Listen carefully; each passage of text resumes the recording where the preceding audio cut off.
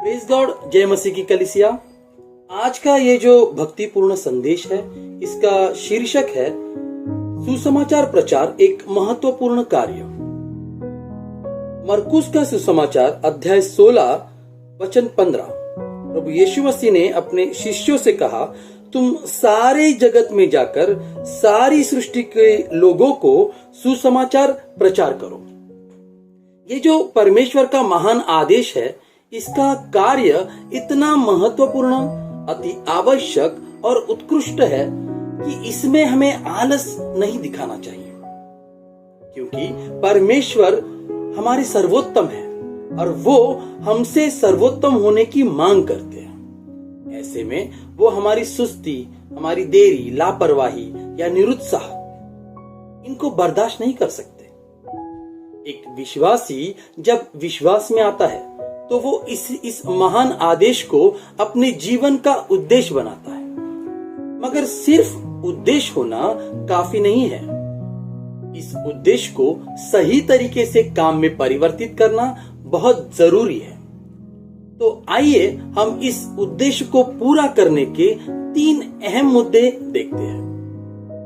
पहला मुद्दा, जब भी सुसमाचार सुनाने के लिए पवित्र आत्मा आपकी अगुवाई करे, तो वो कोई भी वक्त हो, कोई भी जगह क्यों न हो, आपको इनकार नहीं करना चाहिए। हमें बिना कोई प्रश्न किए उनकी आज्ञा माननी चाहिए। मत्ती का सुसमाचार में 28 अध्याय में प्रभु यीशु मसीह इस महान आदेश को जब कहते हैं, तो 20वें मतलब आखिर में हमें कहते हैं कि उन्हें सब बातें जो मैंने तुम्हें आज्ञा दी है मानना सिखाओ। तो अगर हम खुद आज्ञा नहीं मान रहे हैं, तो हम दूसरों को आज्ञा मानने कैसे सिखाएंगे? और यूहन्ना का सुसमाचार 15वां अध्याय 10वां वचन में प्रभु यीशु मसीह कह रहे हैं कि यदि तुम मेरी आज्ञाओं को मानोगे तो मेरे प्रेम में बने रहोगे। आमीन। तो हमें भी इस आज्ञा को मानने के लिए पवित्र आत्मा को अगुवाई करने देनी चाहिए। अब दूसरा मुद्दा, इस कार्य को पूरा करते वक्त विलंब या देरी नहीं करनी चाहिए, लापरवाही नहीं करनी चाहिए।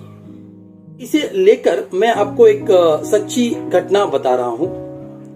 सन 1968 के दिसंबर महीने में एक देश है चेकोस्लोवाकिया, वहां एक शहर है प्रेग। इस शहर में एक मसीह नौजवान रहता था और ये मसीह नौजवान सुसमाचार सुनाने का काम करता था। उसी शहर में एक युवा था जिसका नाम था जेन पेलक। ये जेन पेलक व्यक्ति जो था, नौजवान, वो किसी कारण बहुत डिप्रेशन में था। और एक वक्त ऐसे हुआ कि इस मसीह नौजवान ने जेन पेलक को सुसमाचार सुनाया। जब उसने देखा कि इस जेन पेलक में कुछ सुसमाचार सुनाने के बाद कुछ रुचि है, तो उसने क्या किया, उसे नया नियम देने का वादा किया।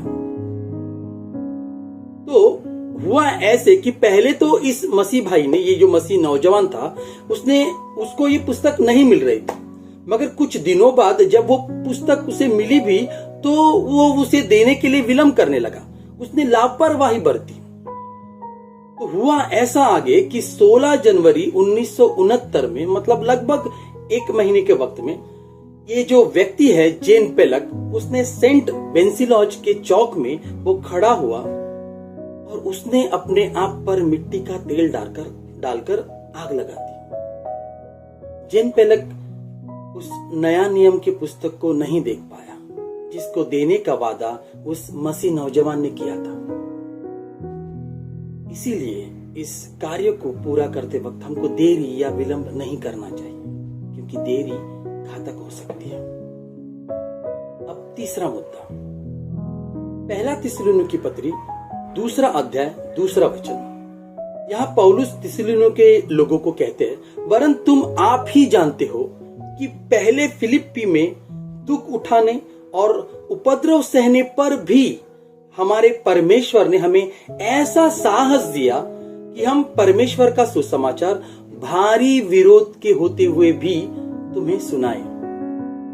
तो अगर हमें सुसमाचार का ये कार्य, सुसमाचार प्रचार का ये कार्य सही तरीके से पूरा करना है, तो पौलुस की तरह सुसमाचार को अपना लक्ष्य बनाना होगा, अपना जुनून बनाना होगा। फिर चाहे दुख उठाना पड़े, उपद्रव सहना पड़े या भारी विरोध हो, हमें परमेश्वर का ये सुसमाचार प्रचार परमेश्वर की सहायता से पूरा करना है और करते ही रहना है। आमीन। आइए प्रार्थना करते हैं। धन्यवाद परमेश्वर सुबह के इस भक्तिपूर्ण संदेश के लिए।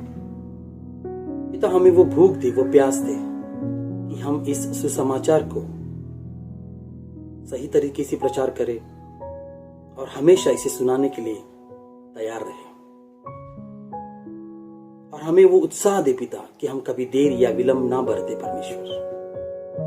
और हमें तेरा वो साहस दे परमेश्वर कि चाहे कितना भी सताव क्यों ना हो, हम इस सुसमाचार प्रचार के कार्य को पूरा करते रहे।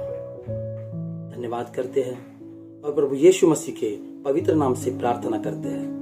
आमीन। Thank you.